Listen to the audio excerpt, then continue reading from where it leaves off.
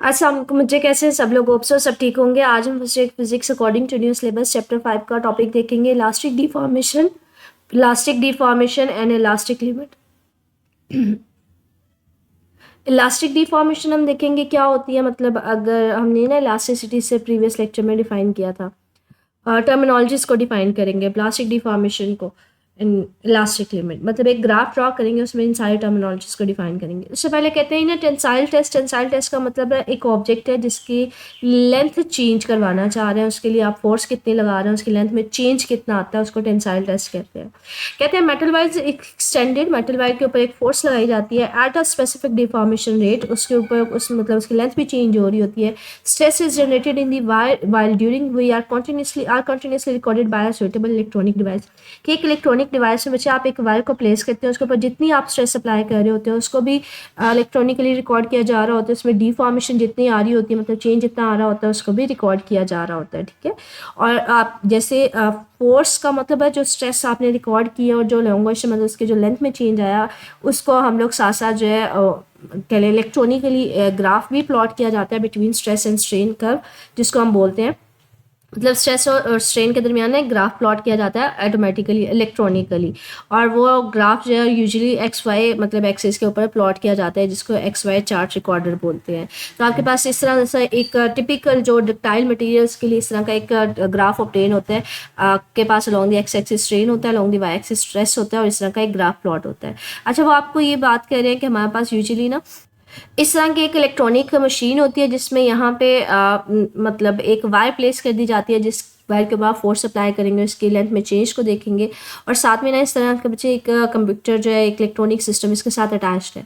आप इसको मतलब ऊपर मूव करवाते हैं इसको नीचे, जिसकी वजह से इस वायर के ऊपर एक अपवर्ड डायरेक्शन में डाउनवर्ड मतलब एलोंगेशन फोर्स लग रही होती है, दोनों साइड से बाहर की तरफ फोर्स लग रही होती है। इसकी लेंथ बढ़ती जाती है, जितनी आप फोर्स अप्लाई करके इसकी लेंथ बढ़ा रहे होते हैं और जितना इसमें लेंथ में चेंज आता जाएगा उसको इलेक्ट्रॉनिकली रिकॉर्ड भी किया जा रहा होता है। तो जितना आप यहाँ पे फोर्स लगाएंगे मतलब इसके ऊपर एलोंगेशन फोर्स लगेगी और जितनी इसकी लेंथ में चेंज आएगी वो साथ साथ रिकॉर्ड किया जा रहा होता है, और यहाँ पे ऑटोमेटिकली ना ग्राफ एक प्लॉट हो रहा होता है। तो कहते हैं यहाँ पे एक ग्राफ ऑब्टेन किया गया है इस तरीके से, और इस तरह का ना हमारे पास एक ग्राफ ऑब्टेन हुआ है। अब इस ग्राफ में हम डिफरेंट पोर्शंस को डिस्कस करेंगे, डिफरेंट पॉइंट्स को डिस्कस करेंगे, कौन सा पॉइंट हमें क्या इन्फॉर्मेशन देता है। कहते हैं स्टार्टिंग में ना हमारे पास इनिशियल स्टेज में जो डिफॉर्मेशन है मतलब जो आपने ग्राफ ड्रॉ किया है, stress is increase linearly with strain till we reach point A. कहते हैं स्टार्टिंग में क्या होता है कि एक वायर है, फॉर एग्जांपल आपने उसके दोनों एंड्स के ऊपर फोर्स लगाना शुरू किया है, इस साइड पे भी और इस साइड पे, मतलब उसको एलोंगेट करना शुरू किया है। कहते हैं जितना आप स्ट्रेस अप्लाई करते जाएंगे ना, मतलब जितना आप उसके ऊपर स्ट्रेस अप्लाई करेंगे, जितना स्ट्रेस इंक्रीज करेंगे उतनी उसकी लेंथ, मतलब मैं जितनी फोर्स अप्लाई करूंगी उसकी उतनी ही लेंथ इंक्रीज होगी। ठीक है, तो हम कहते हैं प्रोपोर्शनल लिमिट होती है, जितना आप फोर्स दोनों साइड्स पे अप्लाई करके उसको खींचते जाएंगे उतनी उसकी लेंथ इंक्रीज होती जाएगी। तो हम कहते हैं यहाँ पे प्रोपोर्शनल लिमिट है। प्रोपोर्शनल लिमिट का मतलब है कि हमारे पास दोनों डायरेक्टली प्रोपोर्शनल है, जितनी आपने फोर्स लगाई उतनी उसकी लेंथ में चेंज होता जा रहा है, उसकी लेंथ बढ़ती जा रही है। तो हम कहते हैं ये हमारे पास यहाँ पे स्ट्रेट लाइन को फॉलो कर रहा होता है, यहाँ पे मतलब स्ट्रेस डायरेक्टली प्रोपोर्शनल होता है स्ट्रेन के। तो इसी लाइन के लिए, इस स्ट्रेट लाइन के लिए ही हुक्स लॉ हमारे पास वैलिड होता है। हुक्स लॉ हमारे पास बच्चे डेफिनेशन ही यही है, हुक्स लॉ में यही कहते हैं stress is directly proportional to strain. मतलब तो कहते हैं हमारे पास सिर्फ और सिर्फ यहाँ से यहाँ तक, जीरो से पॉइंट ए तक हमारे पास हुक्स लॉ वैलिड होगा। क्यों? क्योंकि उसके अकॉर्डिंग यही है, stress is directly proportional to strain. तो यहाँ पे सिर्फ और सिर्फ प्रोपोर्शनल लिमिट जीरो से ए तक रीजन तक है, तो हुक्स लॉ भी सिर्फ और सिर्फ जीरो से ए पॉइंट तक रीजन होगा प्रोपोर्शनल लिमिट के लिए। क्योंकि हुक्स लॉ हमें कहता ही ये है कि स्ट्रेस बच्चे स्ट्रेस को सिग्मा से भी रिप्रेजेंट करते हैं डायरेक्टली प्रोपोर्शनल टू स्ट्रेन। अब हमारे पास ग्राफ में हमने देखा है कि जीरो से ए तक स्ट्रेट लाइन आ रही होती है, जितना आप स्ट्रेस अप्लाई कर रहे होते हैं वायर के ऊपर उतनी उसकी लेंथ चेंज हो रही होती है, तो हम कहते हैं प्रोपोर्शनल लिमिट है। तो याद रखिएगा सिर्फ और सिर्फ इस रीजन के लिए ही आपके पास हुक्स लॉ अप्लाइड होगा। आगे कहते हैं ए पॉइंट से बी पॉइंट तक। अब ये देखिए बच्चे स्ट्रेस यहाँ से यहाँ तक जाते हुए ना स्ट्रेस इतना ज़्यादा आपने नहीं दिया, स्ट्रेस सिर्फ इतना सा दिया, लेकिन आपके पास जो उसकी कह लें कि स्ट्रेन में चेंज आया वो इतना ज़्यादा आ गया, वो ज़्यादा आया। तो कहते हैं यहाँ पे हमारे पास प्रोपोर्शनल लिमिट नहीं है। ए से पॉइंट बी तक आप थोड़ी सी भी इसके ऊपर मजीद फोर्स अप्लाई करेंगे ना, थोड़ी सी भी दोनों साइड्स के ऊपर, तो उसकी लेंथ में चेंज काफ़ी ज़्यादा आ जाता है। मतलब वो प्रोपोर्शनल लिमिट नहीं होगी, थोड़ी सी फोर्स अप्लाई करने पर उसकी लेंथ काफ़ी ज़्यादा चेंज हो जाएगी। लाइक तो यहाँ से ए से बी तक हमारे पास इलास्टिक कह लें कि प्रोपोर्शनल लिमिट नहीं है, हाँ इलास्टिसिटी है।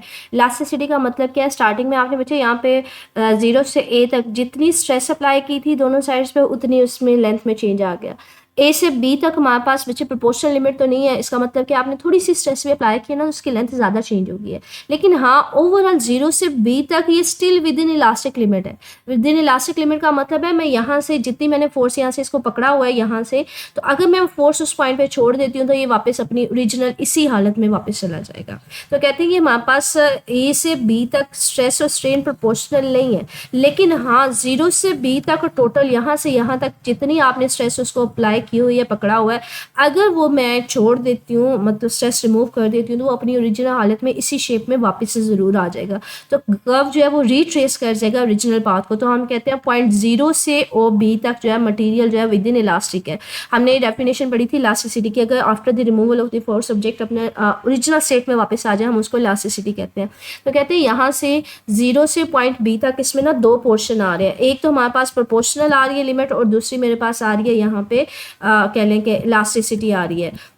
तो उसके हिसाब से हम इसको कहते हैं कि हमारे पास एक तो हमारे पास प्रोपोर्शनल लिमिट आ रही है 0 से ए तक, फिर ए से बी तक हमारे पास प्रोपोर्शनल तो नहीं है, लेकिन हाँ ओवरऑल हमारे पास 0 से बी तक आपके पास ये इलास्टिक लिमिट के अंदर ही है कि आपने जितनी भी फोर्स अप्लाई की है इसके ऊपर, अगर आप उस फोर्स को ख़त्म कर देंगे तो वो वापस अपनी ओरिजिनल स्टेट में वापस से ज़रूर आ जाएगा। तो हम कहते हैं 0 से बी तक आपके पास within the elastic limit है, ठीक है। तो बी पॉइंट को एक और नाम दिया गया, कहते हैं ये यील्ड पॉइंट है, इसको इलास्टिक लिमिट भी बोला जाता है। मतलब ये मैक्सिमम यहाँ तक फोर्स है जो बेयर कर सकता है कोई सा भी मटीरियल, कि आप उसके ऊपर फोर्स अप्लाई करें और जैसे ही उसको छोड़ें तो वो वापस ज़रूर आ जाए। मतलब 0 से ए तक आपने जितनी फोर्स अप्लाई की उसकी लेंथ में उतना चेंज आया, ए से बी तक आपने थोड़ी सी स्ट्रेस अप्लाई की उसकी मजीद बढ़ गई। तो यहाँ तक बी पॉइंट तक मैक्सिमम स्ट्रेस है कि अगर आप उस स्ट्रेस को मतलब यहाँ से रबड़ को दोनों साइडों से छोड़ देते हैं तो वो वापस अपनी या वायर जो आपने ली है वापस इसी हालत में आ जाएगी। कहते हैं लेकिन अगर बी से मजीद आप फोर्स थोड़ी सी अप्लाई करेंगे तो ये जो हमारे पास वापस नहीं आएगी। फॉर एग्जाम्पल हम कहते हैं बी मैक्सिमम स्ट्रेस है जो वो बेयर कर सकते हैं कि विदाउट एनी परमानेंट डिफॉर्मेशन, मतलब बी पॉइंट तक आप जितनी स्ट्रेस देंगे छोड़ने पे वो वापस ज़रूर आ जाएगा। लेकिन अगर मैं बी से ज़्यादा दूंगी ना, बी पॉइंट से ज़्यादा, तो वो किसी एक डिफॉर्म तो होगा, स्ट्रेन तो आएगी, उसकी लेंथ तो चेंज होगी, लेकिन वो किसी एक जगह से ना बच्चे हमारे पास डिफॉर्म होना शुरू हो जाएगा। मतलब किसी एक साइड से ना वो थिन होना शुरू हो जाएगा। लाइक आपके पास अगर ये ओरिजिनल वायर है तो किसी एक पॉइंट से वो काफ़ी ज़्यादा थिन हो जाएगा। तो ये देखें, ये इस तरह से ना हमारे पास डिफॉर्मेशन होना शुरू हो जाता है, किसी एक पॉइंट से वो थिन होना शुरू हो जाता है। तो इसको हम कहते हैं परमानेंट डिफॉर्मेशन। कि अब अगर मैं इसको दोनों साइड से छोड़ भी दूंगी तो ये वापस अपनी इस हालत में नहीं जाएगा। क्यों? क्योंकि यहाँ से वो किसी एक जगह से वो थिन हो गया है, वो परमानेंटली डिफॉर्म हो गया, वो वापस अपनी असली हालत में जाएगा ही नहीं। तो हम कहते हैं बी पॉइंट से मजीद अगर आप स्ट्रेस दोगे, इस पॉइंट के बाद अगर मजीद आप स्ट्रेस देते हो तो वो किसी एक जगह से परमानेंटली डिफॉर्म होना शुरू हो जाएगा। तो हम कहते हैं पॉइंट बी से सी तक आपके पास प्लास्टिसिटी है। प्लास्टिसिटी बच्चे उसको बोलते हैं कि अगर फोर्स रिमूव करने पर वो अपनी असली हालत में वापस नहीं जाता, उसको हम नाम देते हैं प्लास्टिसिटी का। तो कहते हैं बी मैक्सिमम स्ट्रेस है, यहाँ तक अगर स्ट्रेस को ख़त्म कर देंगे तो वापस अपनी हालत में चला जाएगा। लेकिन उससे अगर ज़्यादा देंगे, बी से सी तक जाएंगे, तो हमारे पास परमानेंट डिफॉर्मेशन होना शुरू हो जाएगी, किसी एक पॉइंट पे वो थिन होना शुरू हो जाएगा। तो यहाँ पे ये देखेंगे, ये बात करें प्लास्टिक डिफॉर्मेशन क्या है, stress is increase beyond the yield point. मतलब बी से अगर आप ज़्यादा स्ट्रेस देंगे तो स्पेसिमेन जो है वो परमानेंटली डिफॉर्म हो जाएगा, परमानेंटली चेंज हो जाएगा और अपनी ओरिजिनल हालत में वापस नहीं आएगा जब आप स्ट्रेस को रिमूव कर देंगे। जैसे मैंने आपसे कहा था वो किसी एक पॉइंट से काफ़ी ज़्यादा वो थिन हो जाता है। This kind of behaviour is called plasticity. बच्चे ये प्लास्टिसिटी की डेफिनेशन याद रखिएगा कि अगर फोर्स रिमूव करने पर आपके पास ऑब्जेक्ट वापस नहीं आता तो उसको नाम देते हैं प्लास्टिसिटी का। अब वो ग्राफ में कहाँ से कहाँ तक रीजन है बच्चे, इसको बी से सी तक रिप्रेजेंट किया हुआ है, ठीक है। और सी पॉइंट को बच्चे अल्टीमेट टेंसाइल स्ट्रेस भी बोला हुआ है, मैं इसको बाद में बताती हूँ। कि हमारे पास आपने यहाँ से यहाँ तक पढ़ लिया कि बी से सी तक आपके पास मैक्सिमम जो है वो डिफॉर्मेशन होना शुरू हो जाती है, परमानेंट डिफॉर्मेशन, किसी एक पॉइंट से वो थिन होना शुरू हो जाता है। कहते हैं जो सी पॉइंट है ना, इसको मैक्सिमम टेंसाइल स्ट्रेस भी बोलते हैं, ठीक है। इसको अल्टीमेट टेंसाइल स्ट्रेस भी बोलते हैं। अल्टीमेट मतलब उसका जो शॉर्ट फॉर्म है वो UTSB लिखा जाता है, कि यहाँ तक वो मैक्सिमम स्ट्रेस है जो वो बेयर कर सकता है टूटने से पहले। अगर सी पॉइंट तक वो मैक्सिमम रहेगा, मतलब वो किसी एक पॉइंट तक थिन हो गया होगा। अगर सी से ज़्यादा देंगे ना तो वो जहाँ से वो थिन हुआ होगा वो टूट के वहाँ से दो हिस्सों में अलग हो जाएगा। तो यहाँ पे दो पार्ट्स इसके हो जाएंगे। तो कहते हैं सी मैक्सिमम स्ट्रेस है जो वो बेयर कर सकता है तो उस पॉइंट को हम नाम देते हैं अल्टीमेट टेंसाइल स्ट्रेस पॉइंट का, कि वो define ultimate tensile stress point की ये डेफिनेशन लिखी हुई है कि वो मैक्सिमम स्ट्रेस है जो कोई सा भी जो मटेरियल है वो विद स्टैंड कर सकता है, बर्दाश्त कर सकता है। वो अगर उससे ज़्यादा थोड़ा सा भी देंगे, उससे ज़्यादा क्रॉस करेंगे तो वो जो है वो फ्रैक्चर पॉइंट होगा, वो टूट जाएगा। तो ये आपके पास डिफरेंट पोर्शंस हैं।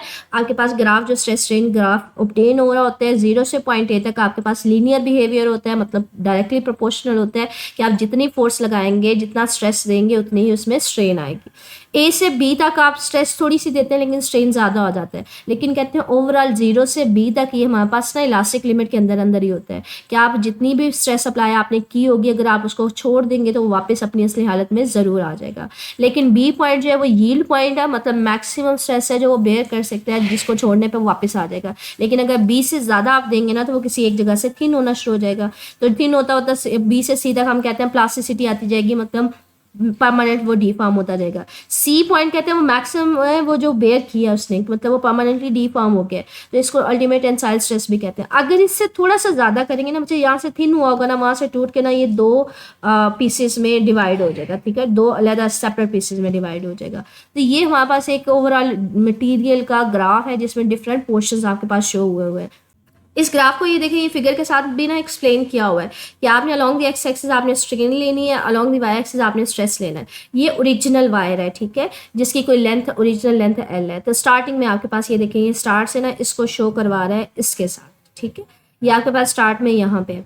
अब आपने क्या किया, जैसे जैसे स्ट्रेस देना शुरू किया, स्ट्रेन आना शुरू हो गया, तो ये देखें उसकी लेंथ बढ़ गई है, ठीक है। अब लेंथ बढ़ गई तो ये देखेंगे स्टार्टिंग में आपके पास पहले प्रोपोर्शनल लिमिट आएगी, फिर थोड़ी सी आपके पास क्या आएगी वो जिसमें प्रोपोर्शनल नहीं थी लेकिन इलास्टिक लिमिट थी, मतलब 0 से हमने इसको नाम दिया था बी पॉइंट तक। आपके पास जितनी आप स्ट्रेस देंगे अगर उसको ख़त्म करते हैं तो वापस ज़रूर आ जाएगा। तो हम कहते हैं यहाँ से यहाँ तक हमारे पास जो है 0 से बी तक हमने, इसमें पहले कुछ पोर्शन स्ट्रेट लाइन था, फिर थोड़ा सा कर्व था।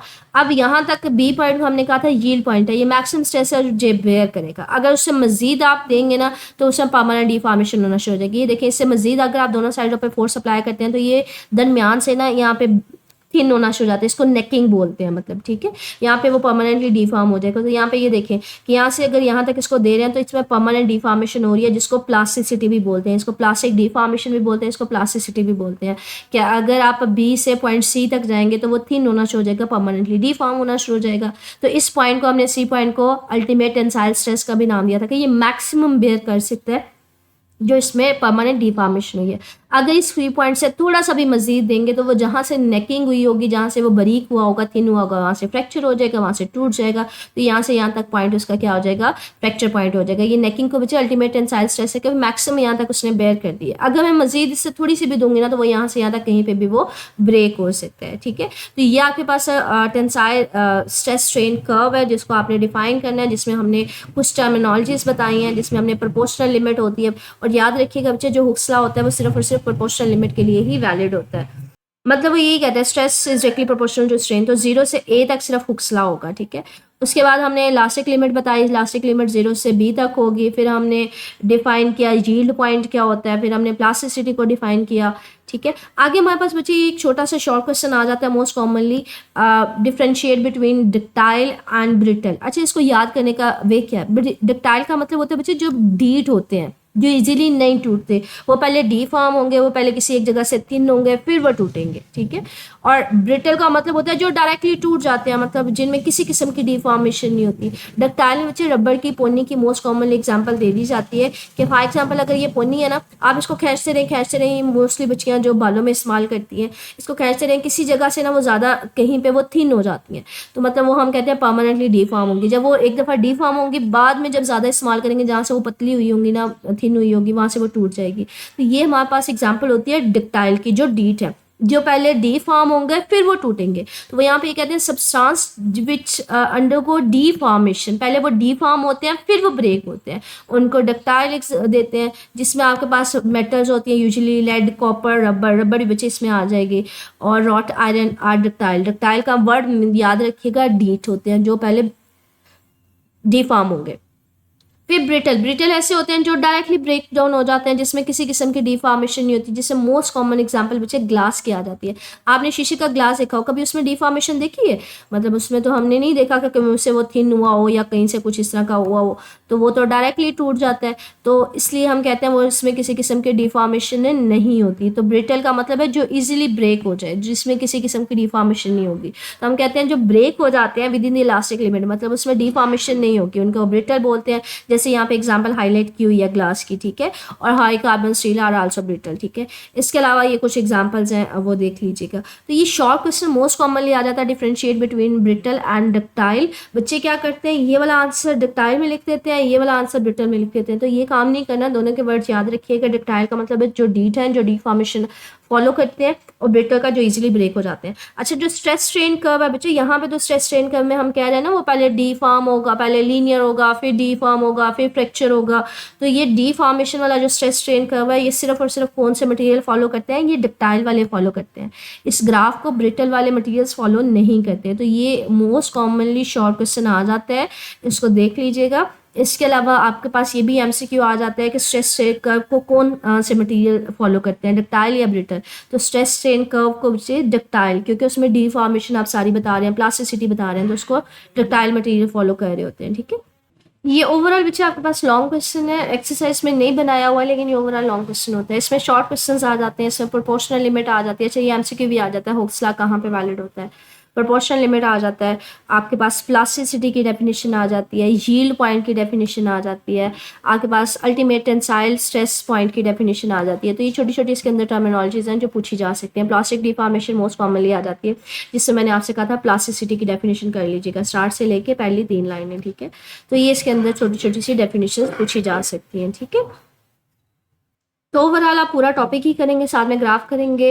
इससे रिलेटेड स्टिल कुछ पूछना हो मेरे से कमेंट सेक्शन पूछ लीजिएगा। ओके, अल्लाह हाफिज़।